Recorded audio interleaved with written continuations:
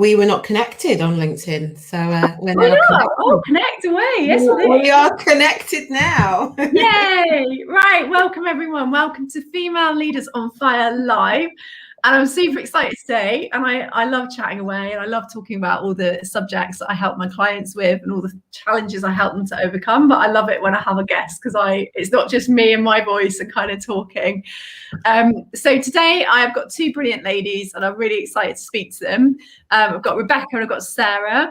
And it's been really interesting to see their journeys, because they do brilliant things separately. And Rebecca, I trained with on my coaching diploma, so I've seen a lot of her. She's probably seen me at my best and probably not at my best. And they formed this brilliant new company, which is just going to be amazing, which is Coaching Catalysts, which is just going to be brilliant to see it grow and grow. But it's nice, as someone who's very much working on her own at the moment, it's nice to see two people that come together that have great skills that are going to do something together, and it kind of helps me to think about, is that something that I could potentially do in the longer term? So welcome, ladies. Do you just want to introduce yourselves? And then we're talking about imposter syndrome today. We've already had a bit of a interesting backstage chat. So yeah, but you just want to introduce yourselves, and then we'll get into it. Yeah, will do. So thank you for having us. And I saw all the best parts, Nicola, but also it's really great to meet people on a coaching program, because you see all the best and worst parts, and how they they grow and flourish from there. So thanks for having us. So Sarah and I met on a coaching program, actually. So we met on a coaching program, and as you said, we've merged our businesses together, and we always worked with female professionals and female entrepreneurs, and we kind of help our younger versions or our previous versions of ourselves. People always tend to say that, but we see a lot of ourselves in our clients. So we help them to really live like their absolute best life, like just not settling, living their best life, but prioritizing their well-being and also focusing on their mindset as well, to help them personally and professionally. Love it. Brilliant. So our mission really is to help our clients to really thrive in all areas. So we work on career and purpose, but we also work on business direction with our business owners. We also work on all of those different areas of confidence, of well-being, of thriving as a whole, very much thriving as a whole person, because we believe when we thrive as a whole person, then we can bring the best of us to our work and to our businesses as well. Absolutely, and I don't think they're separate at all. And I sometimes get asked the question, if I've been employed by a corporate to work with someone, and then the first meeting I have with them to kind of get to know each other and make sure there's a good fit is, do I talk about work stuff or do I talk about home stuff? And it's like, well, I'm your coach, so this is your space and your time. So whatever feels, we'll set a big goal, but also whatever feels right to you. And I think it's that whole person approach I really love. So today we're talking all about imposter syndrome. So I have a bit of a challenge with imposter syndrome, because I don't necessarily think it's a thing, in the fact that I think there's potential that it's more just someone growing into something new. So I work with a lot of female leaders who are often out of their comfort zone, probably spend more time out of it, especially recently, rather than in it. So new skills, new challenges, new levels of energy kind of needed. So what's your view on kind of what imposter syndrome is, and is it a thing, or challenge back that it isn't a thing? Or Nicola, it's interesting to hear you say that, because I take your point, because I agree with you that it's fear, and we need, what we know as coaches is that we need to recognize fear and learn to work with it and to work through it. Where I think imposter syndrome is useful, actually, is that we can feel very isolated in feeling that it's just me that feels like that. It's just me that feels that I'm not good enough to be here. It's just me that has these anxieties and these concerns.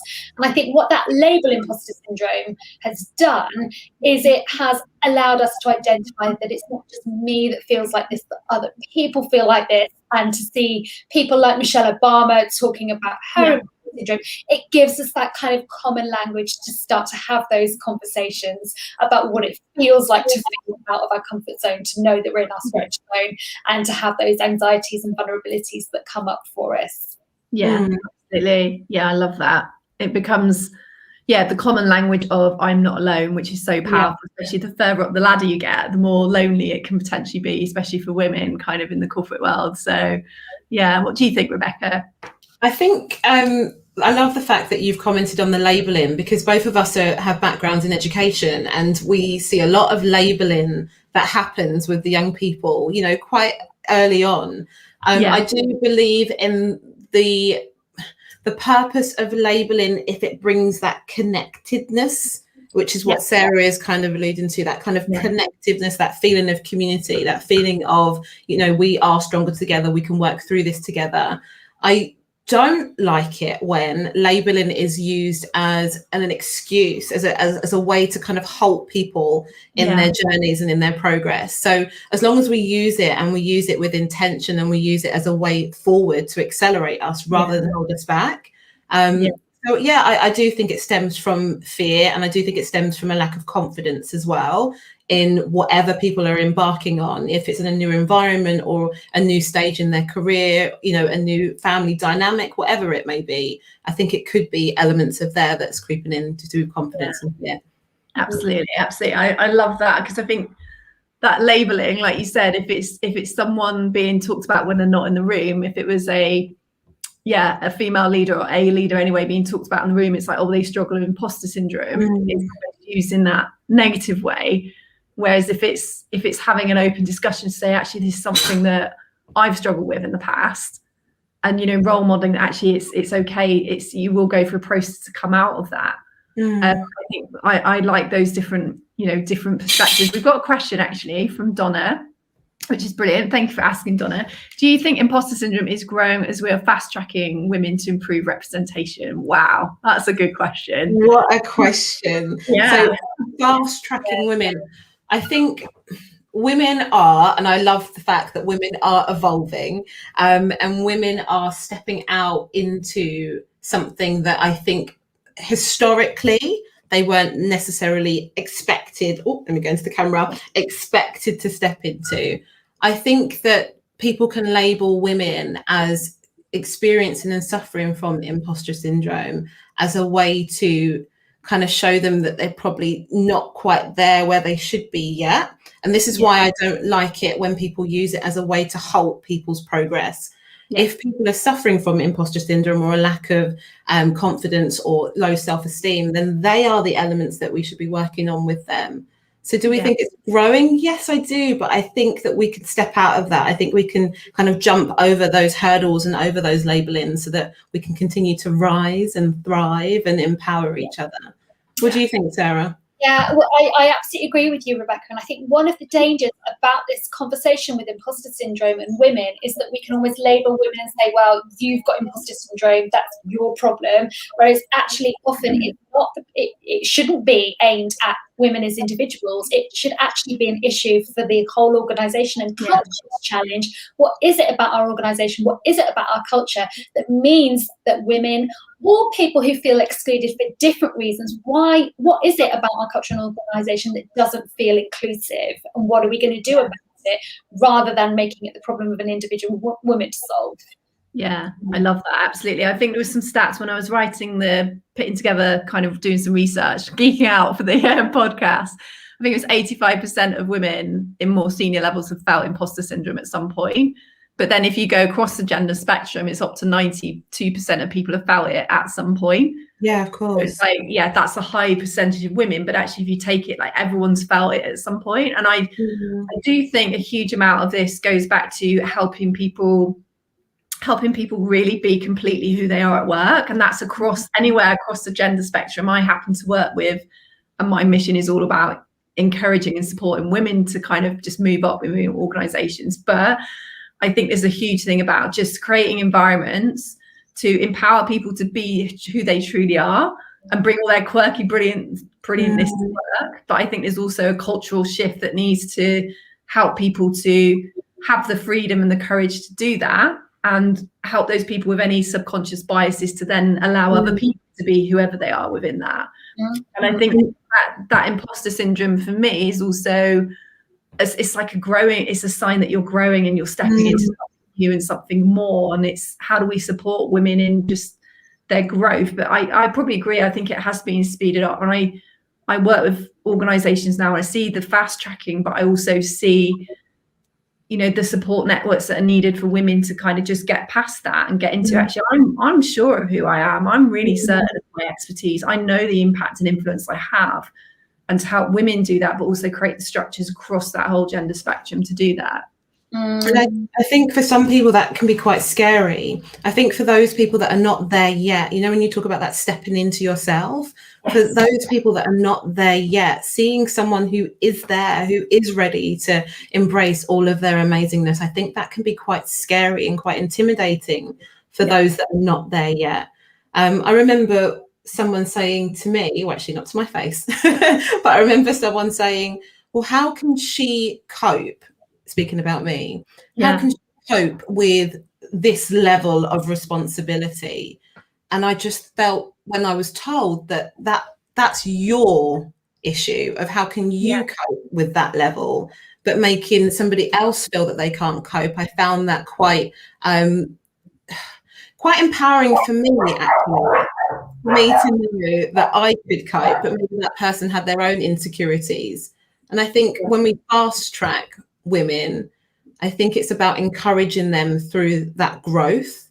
Yeah. And are we actually fast tracking women, or are women fast tracking themselves? Yeah, absolutely. I see it in both ways.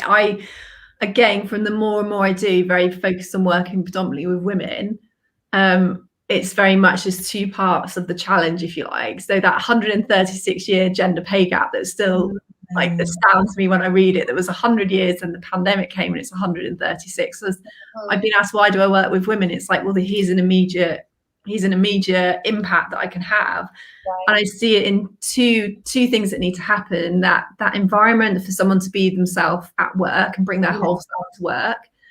And also the cultural shift that needs to happen from the top down. So when people are talking about you, it's not assuming because you're a woman and you've just had a baby, you won't come back and want to have that same level of momentum. Or equally, if you're a dad and you're going off to have extended paternity leave, that, you know, you will come back to that same level of role and actually be integrated into something that's exciting for you again. And I think, like I said, that's across the whole gender spectrum. And that to me is a shift that needs to happen. That's the cultural challenge that is within corporate. We've gone on to like big subjects. We've got a couple of questions, actually. We've got a good one from Kath. Let me pop this one up. I need to check, I need to get my glass. I'm glad I've got my glasses on to read it properly. What do you see as the impact of inequality, discrimination and oppression on imposter syndrome? It seems a label given to women predominantly. Wow. Oh my gosh, we're getting some big questions. Thank you for sharing, Kath. If I go back to earlier where we were talking about, is this given to women predominantly? I think, is it given, or do we kind of step into it? Which way does that run? Is it just actually, if a woman's not feeling as confident, it's imposter syndrome? But then if a man's not feeling as confident, is it viewed in a different way? Well, he's got that potential, so we know that he'll get there.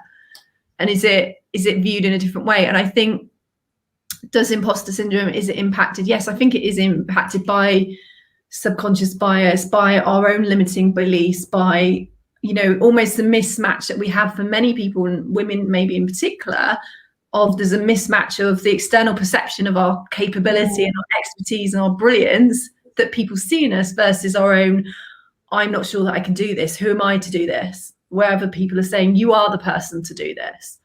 So yeah, that would be my very quick answer without kind of going into some deep brain geeking out moments. What do you think? I've had to read that question a few times, so I'm going to go over to Sarah. There you go, Sarah. I think it's an interesting one, isn't it, around gender? I think that it's still less culturally acceptable for men to talk about imposter syndrome.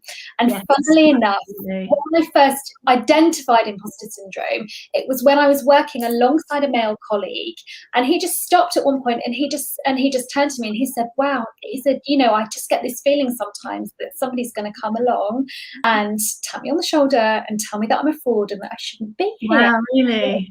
And he didn't know the term imposter syndrome. Neither did I. We were in our early 20s.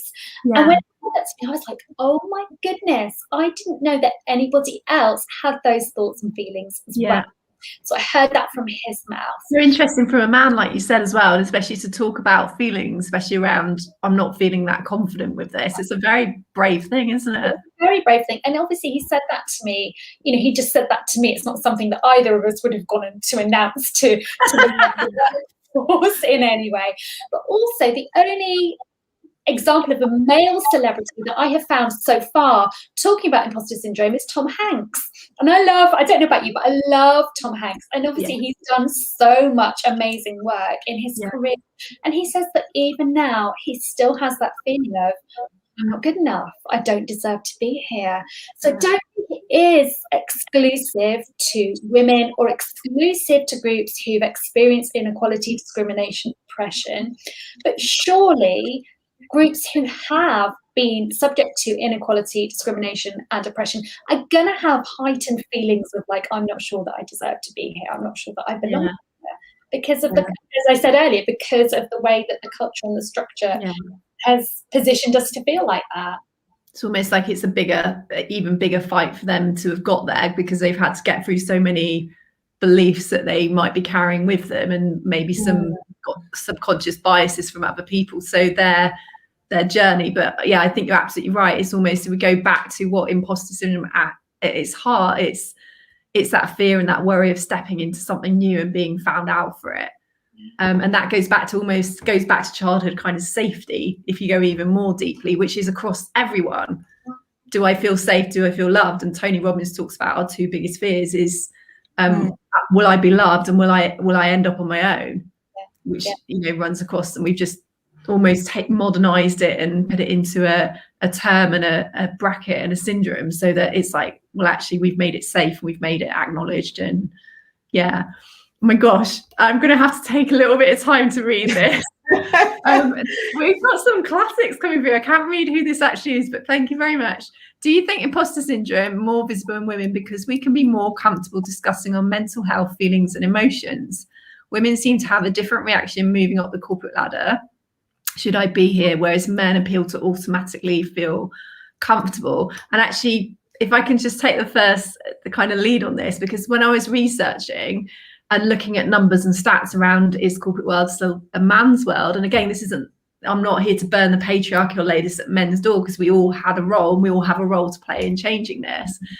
But actually, men tend to be promoted on potential. Women tend to be promoted more on performance and that constant, I'm here, I'm proving, I'm doing it. Whereas men we see something in him. And it was quite interesting to read the stats behind those two different ways that people are potentially promoted, and performance and consistency versus actually potential. I think they can do this. And some other bits of research that were, when women and men had done similar tests and they'd gone through a whole series of questions, when women reflected back, they assumed they'd done a lot worse than men, but actually they performed better. But their own kind of critical thinking was, I've really not done very well. But the performance was better, but the actual reflective practice was, I've not done very well at all. So it's that perception gap again of women being more, having more of a gap between their performance and their perception of themselves. Yeah, I find it really interesting when we recall and look at those statistics, because strangely enough, even though I work with a lot of women and I promote myself working with a lot of women, I do work with a lot of men. And what I've found over the years is that they feel that they have to step into a role that, that is socially acceptable, and live up to those expectations of being the male and being strong and being, the leader of the household. But they still experience the same insecurities and, lack of self-esteem and no confidence as women do. They just showcase it differently. So when you're seeing somebody, walking through the office and they're all suited and booted, we have no idea. We've got a little dog party there. I know. Yeah, we thought this might happen, right? So, yeah.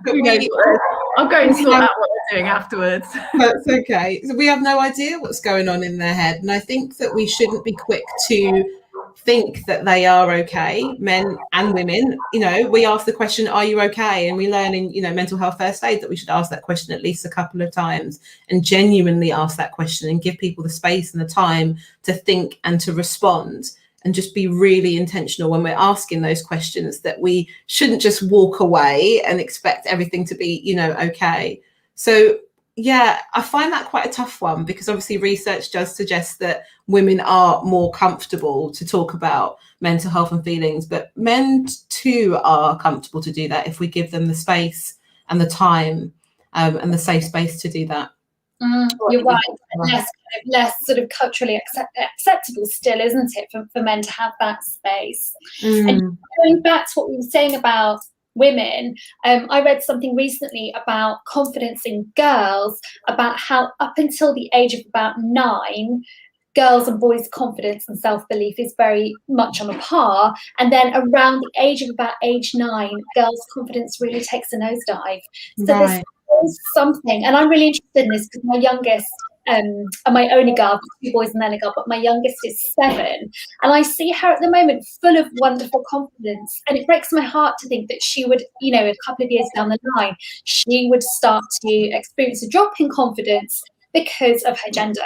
And so there is still something, there's something going on there culturally and socially that we still need to in the workplace, yes, but, you know, it starts with our children, it starts with what's going on in families and what's going on in schools as well, in terms of giving to girls and to boys.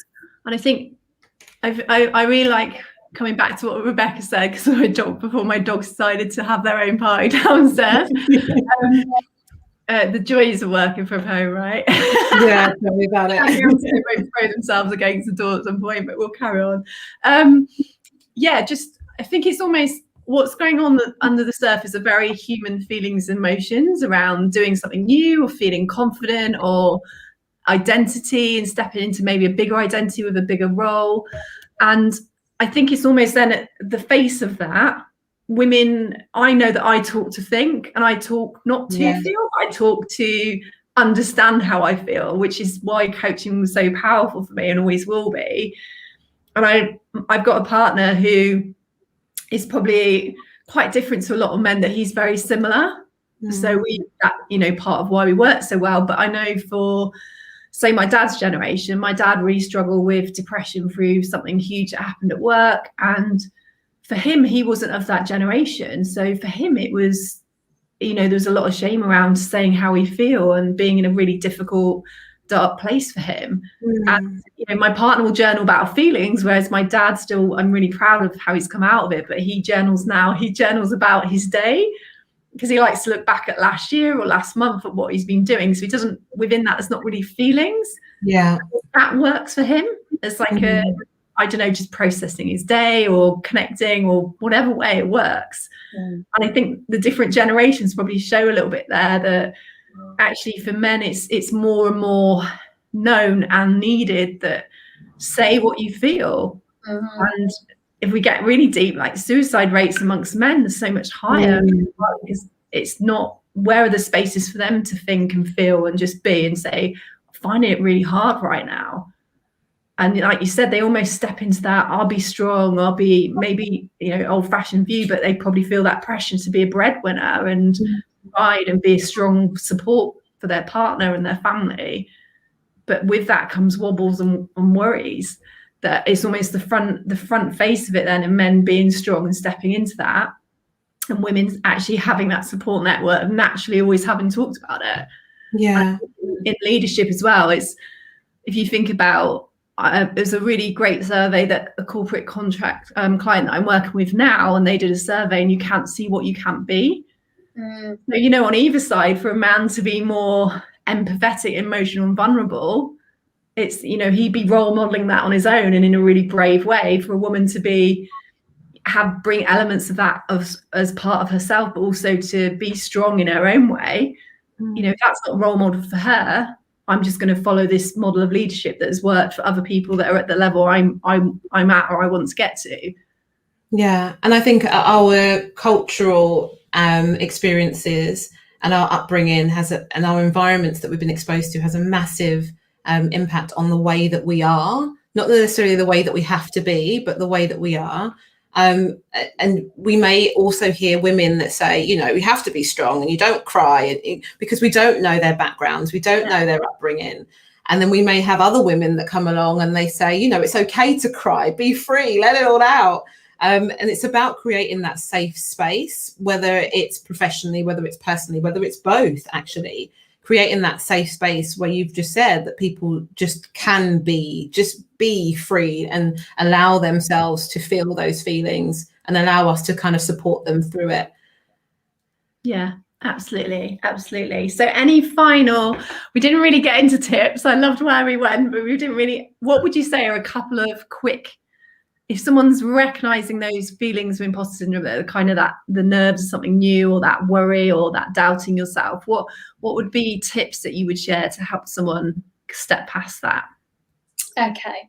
So one of my favorite techniques that I use is I have a little character in my head, and his name is Brian. I won't go all about Brian. I had an ex-boyfriend called Brian. So maybe yours won't be called Brian, but Brian is there just to keep me safe. And when he sees that I'm doing something that's outside of my comfort zone, he speaks up because he wants to keep me safe. And what I have to do is and I've got my little gremlin as well that I share sometimes as well. And I have to get him out and just go, do you know what? It's okay. Like, thank you, because I hear you. You're trying to keep me safe. You don't want me to put myself in danger. But actually, I'm just going to do a talk, or I'm just going to do a presentation. My life isn't in danger here. And just by having, rather than suppressing that voice of fear, just by speaking to it and characterizing it, it helps me to process it, and then just to turn the volume of that voice down as well, to quiet that volume. So it's there, it's okay, I'm safe, all is well. And that helps me, and I share that with my clients as well. I love the name. Other names are available. You don't have to use the name Brian. I was just going to say, I don't have a Brian, but yeah, Sarah knows I channel my inner Beyonce every now and again. Oh my God. Yeah, no, mine is like, what's the worst that can happen? I always just say to myself, what is the worst that can happen? And 9 times out of 10, actually 9.5 times out of 10, the worst is never, ever going to happen anyway. And that's just, you know, my own fear, and I'm creating these stories for myself. So channeling Beyonce or any other superstar that you want to channel, and talk to Brian, and think about what the worst thing that can happen is, and also think about what the great and the best thing that can happen is. Absolutely. I love, there's a really old but great book, which is how to stop worrying and start living. Can't remember whose name it is off the top of my head. I've got it here. Dale Carnegie. Oh yeah, it's quite an old one, but it's brilliant. And he's almost got like if you're in a state where you're really worried, he's got a process that you kind of go through. And his first step is like transform and visualize yourself in the worst possible place because of the thing you're worried about. What would you do and what would happen? And it's almost, if I think about the neuroscience stuff that I love, it's then, well, actually, that's just you're creating prediction responses. I've already gone into the worst. Anything less than that, I've already thought about here. So actually, less than that is, that's fine. Because actually, I thought it might be here, and I was going to do this, this, and this. But now it's here. I don't need to do those things. And that almost, what is the worst that can happen? And knowing that it's you're going through a growth phase of, you know, a baby isn't stupid because they don't know how to walk. They just learn to walk when they learn to walk, and that's okay. It's not failing as a baby, because I personally took 8 months to learn to walk. My mum was convinced there was something wrong with me, and she told me one day, "You want your dinner? You can walk out to the kitchen and get it." And I didn't just walk a few steps. Apparently, I just got up and walked all the way. I'm crying. I'm just like, it wasn't worth me doing it. People getting me stuff. So. Brilliant. Oh dear. Right, ladies. So where can people find you? So we can be found at thecoachingcatalyst.com, and we also have a Facebook group and page called The Coaching Catalyst as well. So pretty simple to find us. Yeah. Brilliant. And thank you so much for today. We've got some amazing questions that it took me a little bit little bit of time to get my lunchtime brain around, but yeah. They were challenging us this Wednesday. I know, wasn't it good? I love it. It took me about 10 minutes to read some of them, but yeah, thank you so much. And if anyone else is watching later on, please still add questions and we'll come back and check in. And yeah, and the podcast about imposter syndrome is out on Friday. So yeah, so it's Female Leaders on Fire. We are number 7 in the charts, I think now. We've been 3 and 4, and then we floated around 5, and then yeah, we tend to go back up when a new one's released. So I'm super happy with how we're doing. So that's it for today. If you would like to find out anything else about working with me, just drop me a message here on LinkedIn, and I will speak to you very soon. Bye. Thanks for having us. Thanks for having us. Welcome.